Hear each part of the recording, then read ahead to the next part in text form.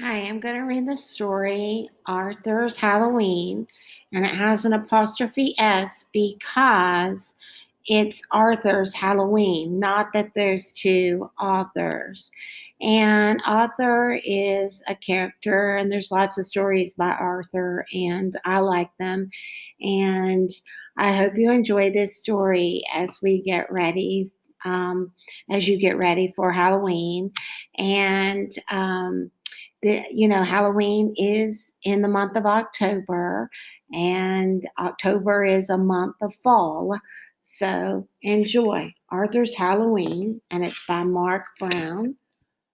A title page, Arthur's Halloween by Mark Brown. It was the night before Halloween. Arthur's family was busy making the house look spooky. It looked so spooky, in fact, that Arthur had trouble falling asleep.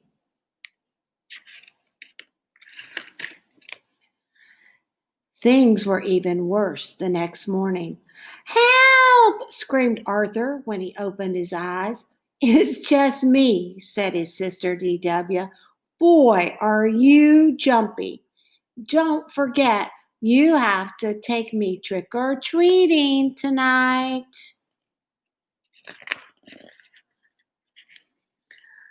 "Do I really have to?" asked Arthur as he ate his cereal. "You really do," said his mother. "And I want to go to every house," said D.W. Arthur groaned. "I'll be the only one who has to drag his little sister along." Arthur didn't recognize anyone at school. There was a giant robot in his classroom taking attendance. "You sound just like my teacher, Mr. Marco," said Arthur. "I am your teacher," said the robot. The only one Arthur recognized was the brain. He was wrapped in aluminum foil. I'm a baked potato," said Brain.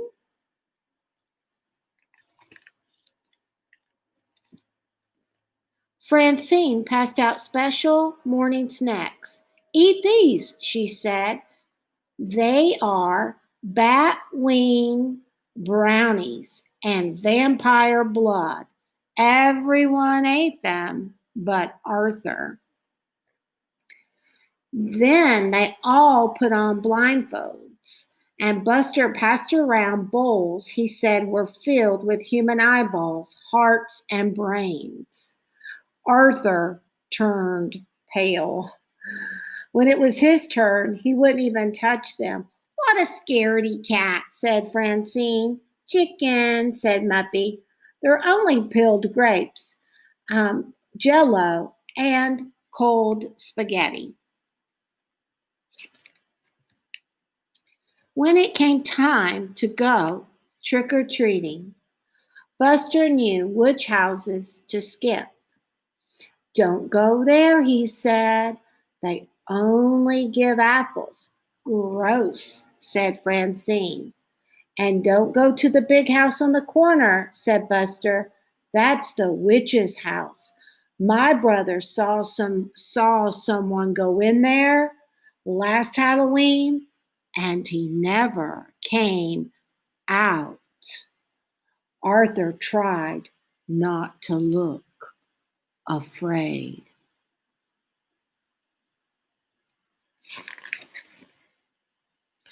Arthur and his sister had trouble keeping up with the others.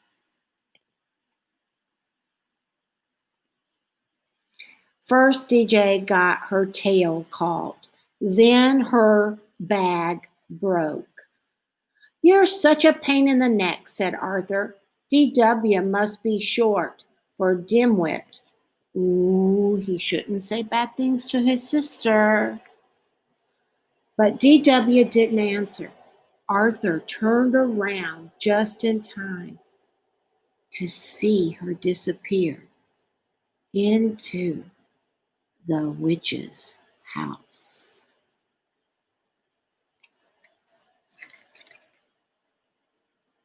Arthur's hands turned ice cold, and his heart began to race.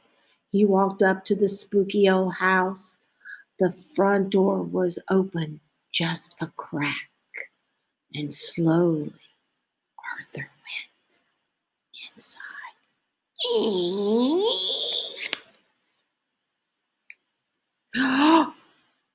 Look, look, cried Buster. Arthur just went into the witch's house.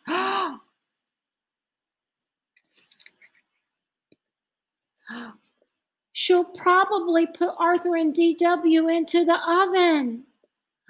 Just like Hansel and Gretel, said Sue Ellen. Maybe she's using them for weird scientific experiments, said the brain. I bet she locked them in the cellar to starve, said Buster. Maybe we should follow him, said Francine. Maybe we should call the police, said Muffy. Everyone was too scared to move. Inside the house, it was very cold. Arthur thought he saw ghosts all around him. He walked down a long, dark hall. At the end, he saw a light under a door. He heard voices. One was his sister's. Oh, there you are, said the witch. We were waiting for you.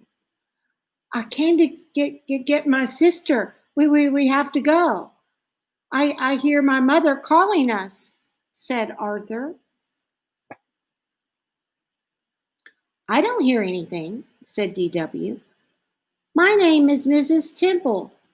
I hope you won't leave without some cider and donuts first. They're chocolate, your favorite, said his sister DW.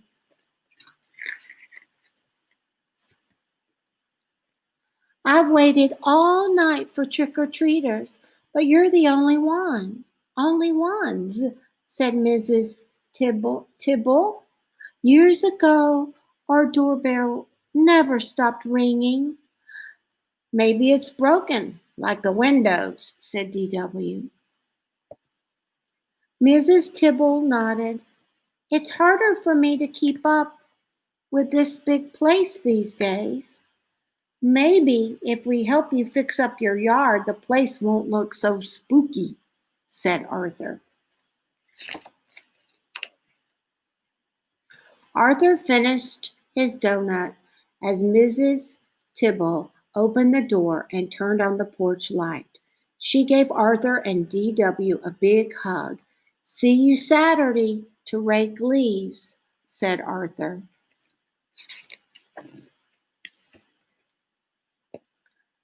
You're still alive, said Francine.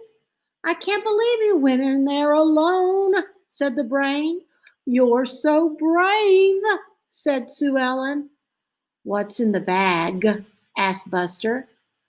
Probably eyeballs, hearts, and brains, said Francine. It's easy to find out, said Arthur. Just close your eyes and reach in unless you're too scared. We've been to every house now. Can we take the shortcut home through the cemetery? Asked DW.